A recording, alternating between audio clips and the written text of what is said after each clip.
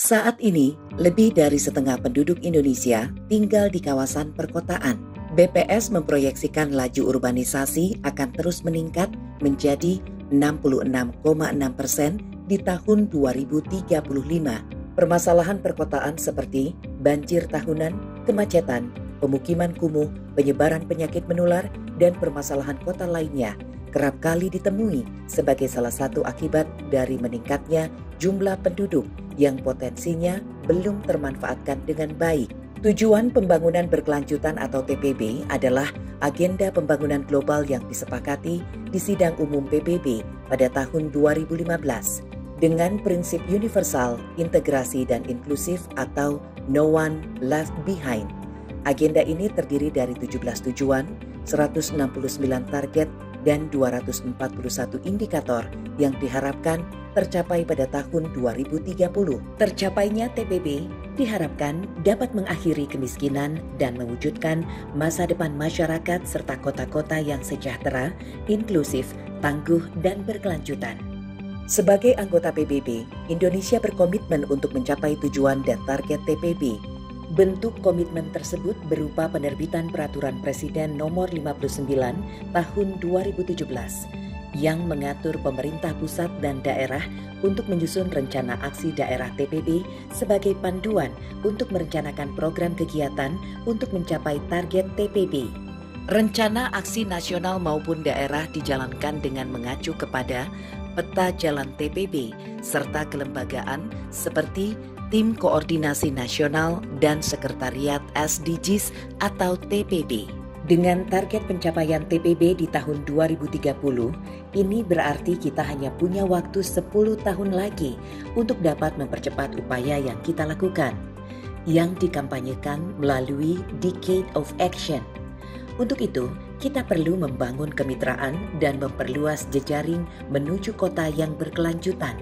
Sejak awal tahun 2020, pandemi COVID-19 menjadi tantangan bagi semua pemerintah daerah.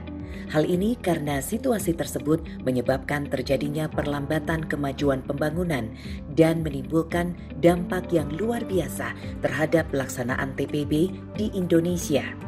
Pemerintah Indonesia dengan cepat merespon dampak pandemi melalui kebijakan yang mengarahkan pemerintah daerah untuk menyesuaikan strategi dalam rencana pembangunan daerah serta merealokasi anggaran belanja.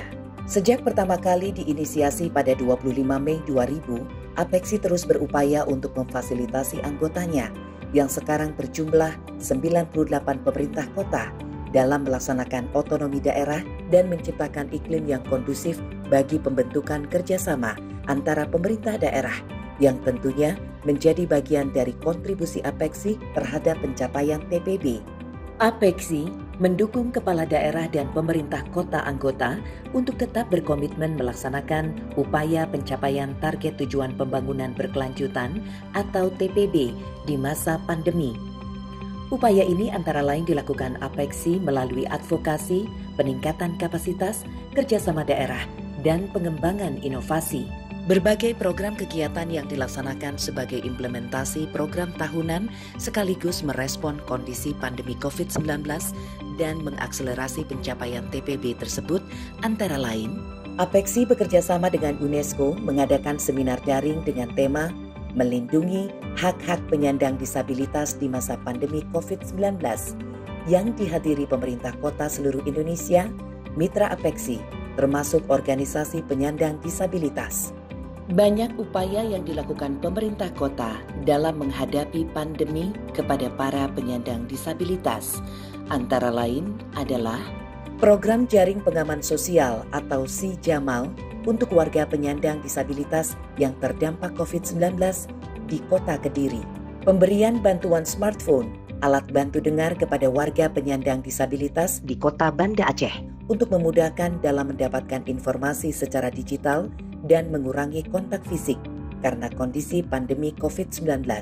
Asesmen penerimaan peserta didik baru atau PPDB tahun 2020 di kantor UPT Pusat Layanan Disabilitas dan Pendidikan Inklusif Kota Surakarta. Ujian asesmen tersebut diikuti 90 anak berkebutuhan khusus di 61 sekolah dan dilaksanakan dalam masa pandemi COVID-19. Apexi juga mengadakan Knowledge Management Forum atau KMF Perubahan Iklim Apexi yang merupakan kegiatan tahunan.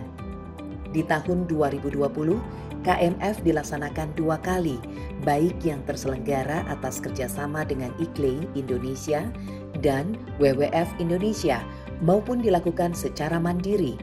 KMF menjadi wadah untuk berbagi pengalaman antar kota, merumuskan rekomendasi dan berdialog dengan pemerintah terkait kebijakan dan aksi perubahan iklim, kota berkelanjutan, dan mewujudkan sanitasi yang baik yang selaras dengan tujuan 11, 12, dan 13. Serta bersama UCLG Aspak mengadakan forum virtual yang membahas isu lintas sektor seperti ketahanan pangan, penanganan kekerasan berbasis gender, penanganan limbah medis, dan tata kelola data selama pandemik. Anggota-anggota Apexi tidak berhenti berinovasi di tengah ketidakpastian selama masa pandemik dalam rangka memberikan pelayanan prima bagi masyarakat. Contohnya, Kota Tangerang memberikan pelayanan maksimal kepada warganya melalui aplikasi Sirona, Sigacor, Sidata, dan Aman Bersama. Aplikasi ini bertujuan untuk mempermudah warga Kota Tangerang dan meminimalisir kerumunan yang menyebabkan terjadinya penyebaran COVID-19. Kota Yogyakarta dengan program Gogrok COVID-19 atau Gotong Royong Ketahanan Masyarakat menghadapi wabah COVID-19.